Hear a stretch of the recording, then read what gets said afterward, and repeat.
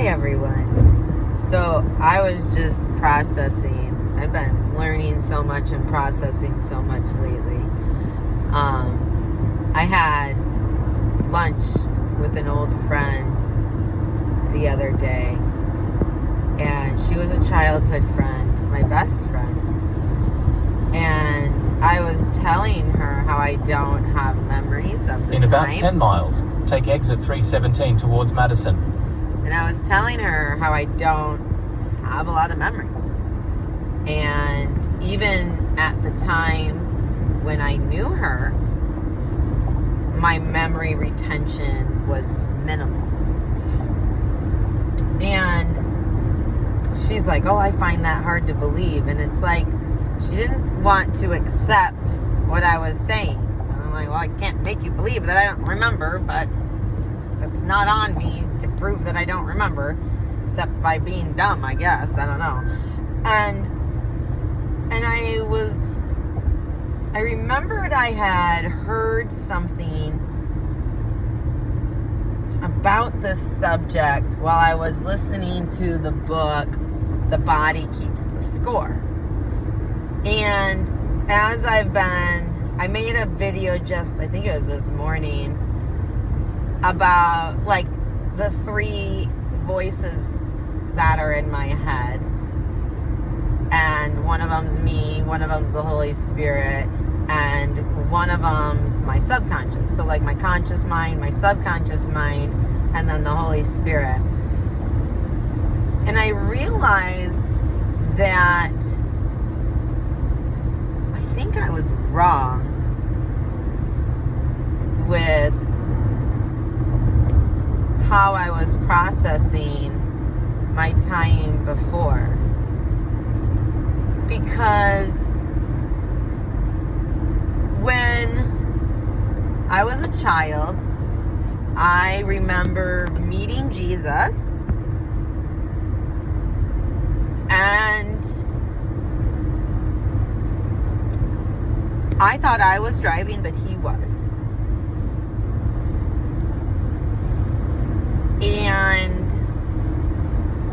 I had watched this video on YouTube, and it was about children with trauma and how sometimes like their guardian angel, oh no, this was from The Body Keeps the Score, because it wasn't the guardian angel. There was a video that said it was an angel that would step in so that the child wouldn't actually experience the trauma. The angel would guard them from it, and it's like the child saw themselves from the outside perspective, and like the child was disassociated from it.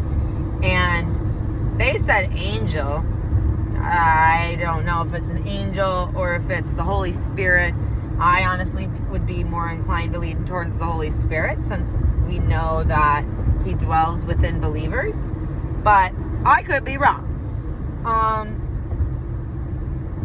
But I realized one of the reasons I don't have a lot of memories from my younger years or the years before is because I wasn't driving.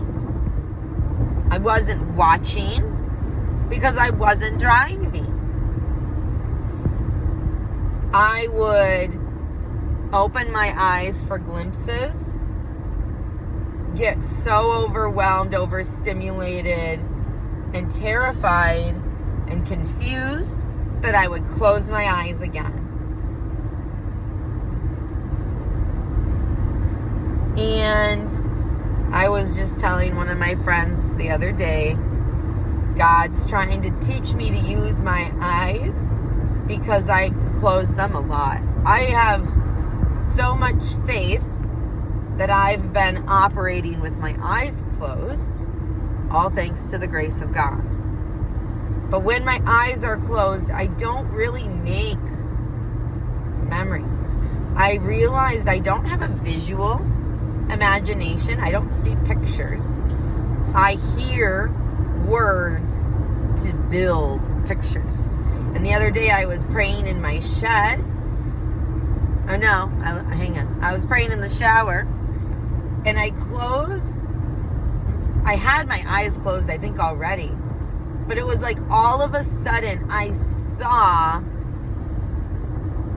a visual image. And it was 3D, it was black and white. But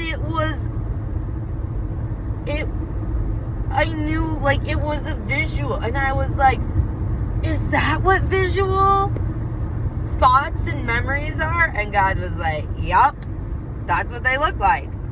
I was like, that was insane, man. Like, it was just a flash, and it was just the head. But I could see it all. Like, in ways I can't even describe with words. And it just blew my mind.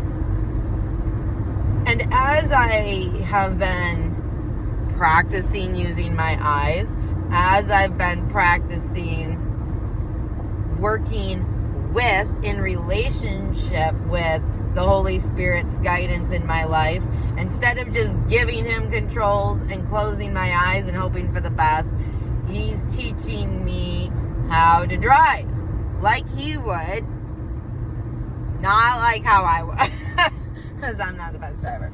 As I'm making a video. Maybe that's why I'm not the best driver. No, I didn't do that before. That's besides the point. Stop distracting me. Stay on topic.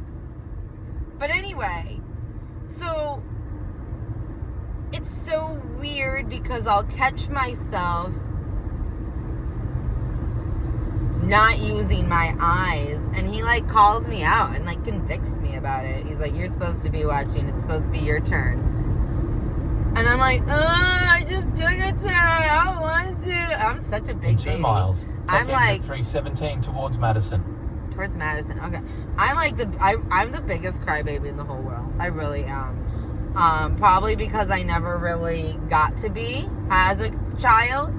And so now when I'm alone with God, like, I don't hold back. It all just comes out. And I turn into a big crybaby. And then I get disgusted with myself. Like, my subconscious mind is like, ugh, like, what's wrong with you, woman? And, you know, we have talks. But I kind of wanted to process how I process, because I have never really processed it before. And I'm a verbal, audible, semantic processor. I don't know what word you want to call it. Maybe they just call it talk therapy. But I wanted to process this because the ideas were circling in my brain and I wanted to get them out. And I wanted to see if anyone else has ever processed this line of thought, asked themselves who was driving, how their memories are, why they remember, why they don't remember, if they think the Holy Spirit had anything to do with theirs or what. Because I love talking and learning about brain things. I've struggled. Use the right 2 lanes to take exit 317 towards Madison. God knows I love a good mind game, so he gave me mental challenges, and I'm mentally challenged every day. I just drove backwards out of church today, and luckily I knew the guy waving at everyone, and I had worked with him before, and so it was like, okay, but I was like, I'm sorry, you know I have special Take needs. the exit. And he laughed, but in 3.8 miles, yeah, take exit 7 onto 60th Street. Okay, 3 point. All right, but yeah. So thanks for processing with me, or not, if you left the video. But then you wouldn't have heard the thanks anyway. So thanks to you who do hear the thanks. All right, I love you. He loves you more, but he wants you to work with him. He doesn't want to work for you, and he doesn't want you to work for him. It's a relationship. Treat it like one. I'm trying to learn. Wish me luck. Love you guys. Have a great day.